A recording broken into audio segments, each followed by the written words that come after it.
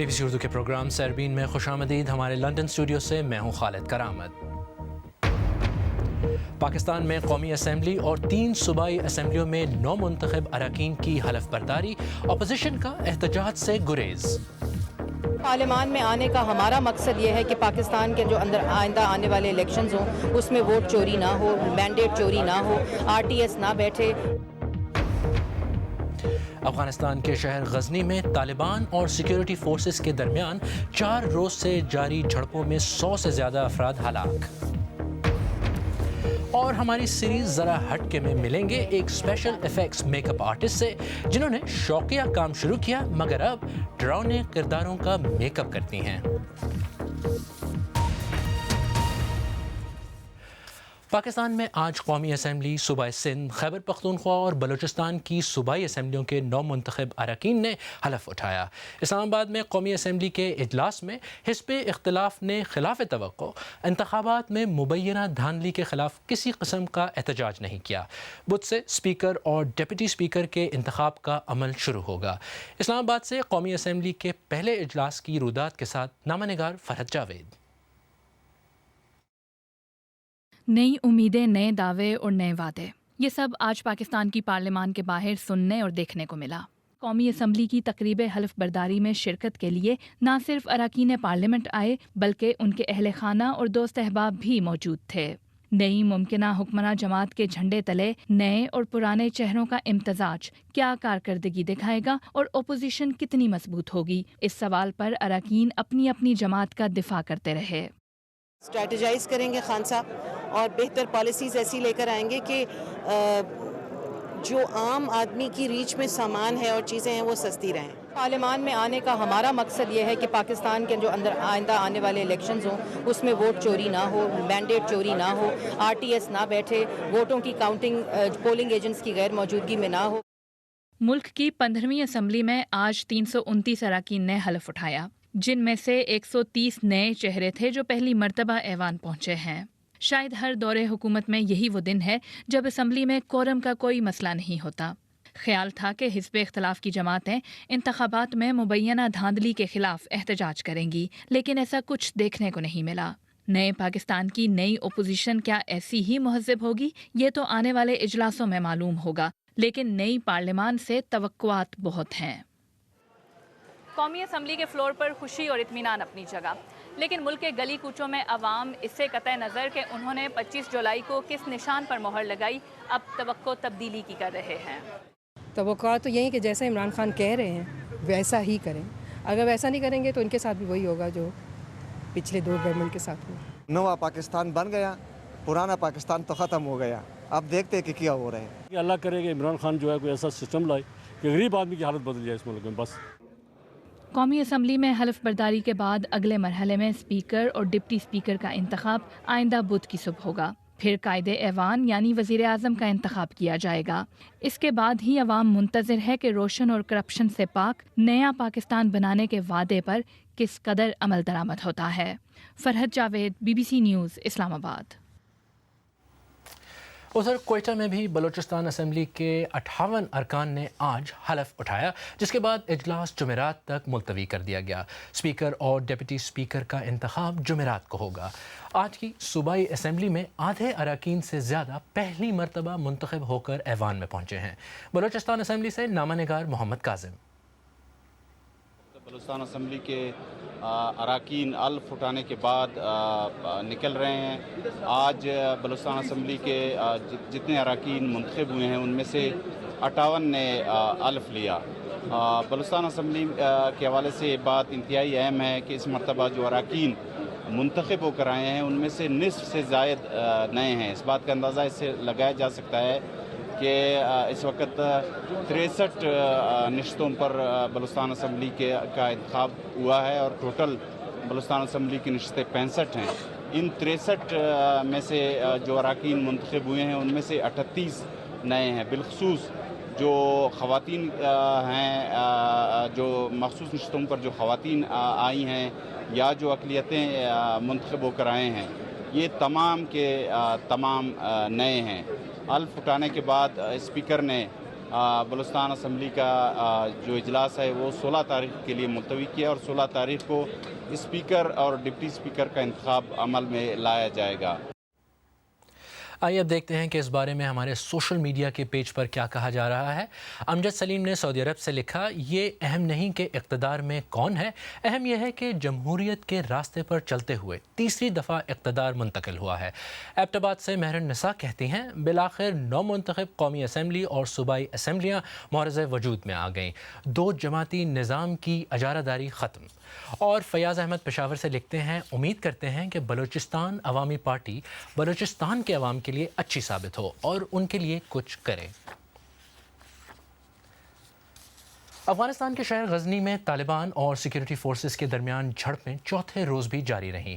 تازہ اطلاعات کے مطابق اب بھی غزنی میں بڑی تعداد میں طالبان موجود ہیں، حالانکہ حکومت شہر پر کنٹرول حاصل کرنے کا اعلان کر چکی ہے۔ 4 روز سے جاری ان جھڑپوں میں 100 سے زیادہ افراد ہلاک ہو چکے ہیں، جن میں بیشتر سیکیورٹی اہلکار تھے۔ تفصیلات کے ساتھ سمرہ فاطمہ۔ افغانستان کا شہر غزنی چوتھے روز بھی کشیدگی اور جھڑپوں سے متاثر ہے۔ حکام کے مطابق طالبان نے شہر کے کئی علاقوں پر قبضہ کر لیا تھا، تاہم بعد میں انہیں شہر سے باہر نکال دیا گیا۔ حالانکہ طالبان کا دعویٰ ہے کہ وہ اب بھی شہر میں موجود ہیں۔ جھڑپوں کی شروعات جمعرات شب سے ہوئی، جب طالبان نے غزنی میں چاروں جانب سے حملے کیے۔ نتیجے میں اب تک 130 سے زائد افراد ہلاک ہو چکے ہیں، جن میں 70 سیکیورٹی اہلکار، 13 عام شہری اور 1 درجن سے زائد طالبان جنگجو شامل ہیں۔ تاہم حکومت نے اعداد و شمار کی تصدیق نہیں کی ہے۔ شعبہ صحت کا کہنا ہے کہ 142 زخمی افراد ہسپتال میں زیر علاج ہیں، لیکن مقامی عینی شاہدین نے BBC کو بتایا کہ شہر میں سڑکوں کے کنارے اب بھی متعدد لاشیں موجود ہیں اور متاثرین کی تعداد اب تک معلوم اعداد و شمار سے زیادہ ہو سکتی ہے۔ نیٹو کے مطابق امریکی افواج نے غزنی پر کم از کم 15 بم گرائے ہیں۔ طالبان کے کنٹرول والے مختلف صوبوں سے آنے والے سینکڑوں افراد بھی غزنی میں پناہ لیے ہوئے ہیں، اور فضائی بمباری کے دوران غزنی سے باہر نکلنا مقامی خاندانوں کے لیے بڑا چیلنج ہے۔ افغان حکام نے تصدیق کی ہے کہ کچھ عرصے سے طالبان اپنی حکمت عملی کو تبدیل کرتے ہوئے شہری علاقوں پر قبضہ کرنے کی کوشش کر رہے ہیں۔ حکومت کے لیے غزنی معاشی حیثیت سے بھی اہم شہر ہے۔ بمباری کے نتیجے میں کابل قندھار شاہراہ کی ناکہ بندی کی وجہ سے پھلوں اور دیگر اشیاء کے تاجروں کو بھی نقصان اٹھانا پڑ رہا ہے۔ Samra Fatima, BBC news. اور اب دیگر عالمی خبروں پر ایک مختصر نظر۔ شام کے صبح ادلب میں دھماکے کے نتیجے میں عمارت گر جانے سے 12 بچوں سمیت کم از کم 39 افراد ہلاک ہو گئے ہیں۔ اطلاعات کے مطابق سرمدہ قصبے میں واقع اس عمارت میں اسلحے کے ایک اسمگلر نے بڑی مقدار میں گولہ بارود چھپا رکھا تھا۔ برطانیہ میں مقیم انسانی حقوق کی تنظیم برائے شام کے مطابق درجنوں لوگ اب بھی لاپتہ ہیں۔ ترک صدر اردوان نے اپنے ملک کی کرنسی کی گرتی ہوئی قدر کے لیے امریکہ کو یہ کہہ کر شدید تنقید کا نشانہ بنایا ہے کہ اس نے اپنے اتحادی کی پیٹھ میں چھرا گھونپا ہے۔ ترکی میں ایک امریکی مبلغ کی حراست کے تنازع پر امریکہ کی جانب سے محصولات میں اضافہ کر دیا گیا، جس وجہ سے ترک کرنسی لیرا کی قدر میں کمی ہوئی ہے۔ سابق انڈین کرکٹر سنیل گواسکر کے بیان کو غیر مناسب انداز میں پیش کرنے کے الزام میں Indian T V channel Times now کو سخت تنقید کا سامنا ہے۔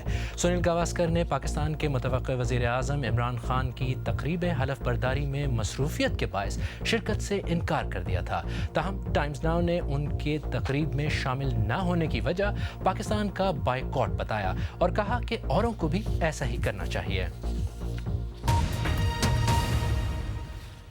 آئیے دیکھتے ہیں ہماری ویب سائٹ bbcurdu.com پر قارئین کن خبروں میں دلچسپی لے رہے ہیں۔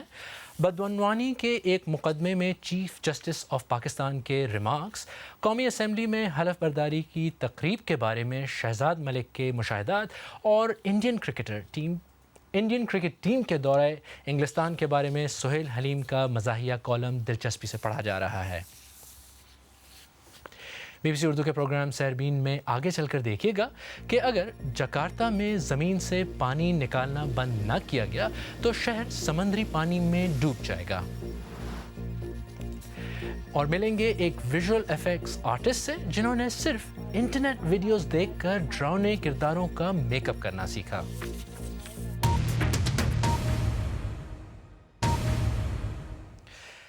بی بی سی اردو کے پروگرام سیربین میں ایک بار پھر خوش آمدید۔ میں ہوں خالد کرامت۔ انڈونیشیا کے دارالحکومت جکارتا کا شمار دنیا کے ایسے شہروں میں ہوتا ہے جو تیزی سے ڈوب رہے ہیں۔ ماہرین کے مطابق اگر اس رجحان کو بدلا نہ گیا تو 2050 تک اس ساحلی شہر کا بڑا حصہ زیر آب آ جائے گا۔ جکارتا کے ڈوبنے کی کیا وجہ ہے اور کیا اس شہر کو بچانے کے لیے اب دیر ہو چکی ہے؟ تفصیل کے ساتھ اسد علی۔ سمندر کے کنارے خوبصورت منظر والا گھر، لیکن اس کی ایک قیمت ہے۔ سمندر کی سطح بلند ہو رہی ہے اور فارچونا کا گھر ڈوب رہا ہے۔ یہاں کئی بار پانی آ چکا ہے۔ سمندر کا پانی آنے سے سوئمنگ پول کی سطح اس دیوار تک پہنچ جاتی ہے۔ ان کا علاقہ 20 برس میں 4 میٹر نیچے گیا ہے۔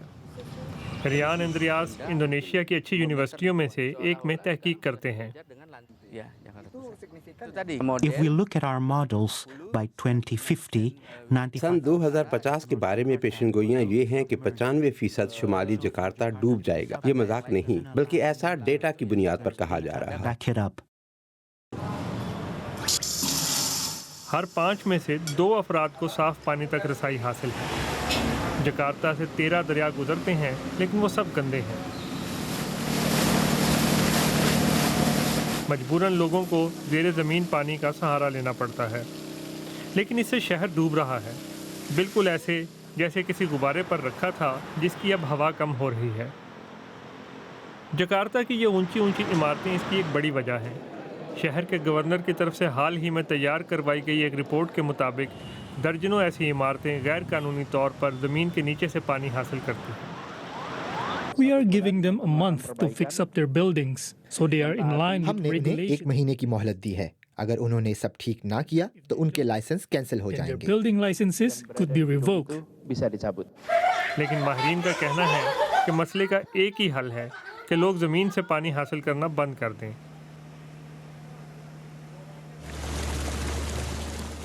اس کا مطلب ہے کہ شہر کی 1 کروڑ آبادی کو دریاؤں اور جھیلوں پر انحصار کرنا ہوگا۔ صدر جوکو ودودو نے وعدہ کیا ہے کہ 8 سال کے اندر اندر دریاؤں کا پانی پینے کے قابل بنا دیا جائے گا، جس سے شہر کی 80% ضروریات پوری ہو سکیں گی۔ لیکن اس وقت تک وہ لاکھوں لوگ جو جکارتا کو اپنا شہر کہتے ہیں زمین سے پانی نکالتے رہیں گے اور شہر ڈوبتا رہے گا۔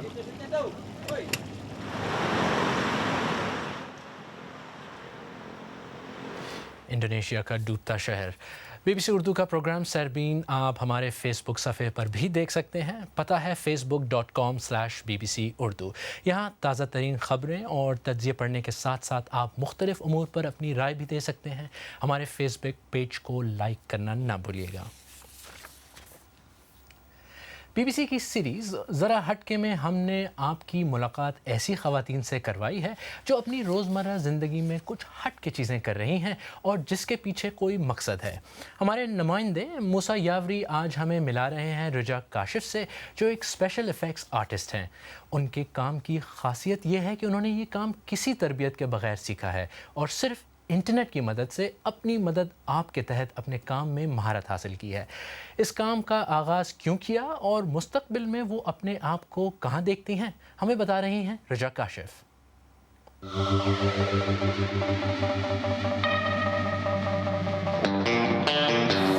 یہ جو کام میں کرتی ہوں اس کو اسپیشل ایفیکٹس میک اپ کہتے ہیں، in short S effects make up.